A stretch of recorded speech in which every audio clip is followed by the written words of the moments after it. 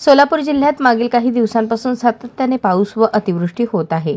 तसेच उजनी धरणातून भीमा नदीत तसेच सीना कोळेगाव प्रकल्पातून सीना नदीत मोठ्या प्रमाणात पाण्याचा विसर्ग सोडला जात असल्याने माढा, करमाळा, मोहोळ, पंढरपूर, उत्तर सोलापूर या तालुक्यातील अनेक गावे पुराच्या पाण्यात अडकली आहेत.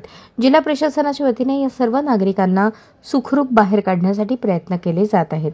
परंतु अतिरिक्त बचाव पथके आवश्यक असल्याने जिल्हाधिकारी कुमार आशीर्वाद यांनी काल रात्रीपासून अन्य जिल्ह्यातील जिल्हाधिकाऱ्यांशी चर्चा करून 11 बोटी पुरेशा मनुष्यबळासह उपलब्ध करून घेतल्या असून त्या आज दुपारपर्यंत घटनास्थळी दाखल होऊन बचाव कार्याला अधिक गती मिळणार आहे.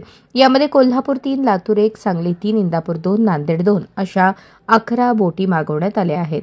त्याप्रमाणे माढा तालुक्यातील दारफळ येथे पुराच्या पाण्यात अनेक नागरिक अडकले असून एनडीआरएफ टीमचे पथक बचावासाठी गेले होते, परंतु पुराच्या पाण्याचा प्रवाह खूप गतीने येत असल्याने त्यांना नागरिकांना सुखरूप ठिकाणी बाहेर काढणे शक्य झाले नव्हते.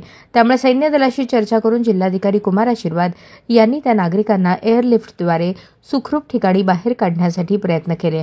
लवकरच आर्मीचे हेलिकॉप्टर पथक दारफळ येथे पोहोचून नागरिकांना बाहेर काढण्याची कार्यवाही करतील.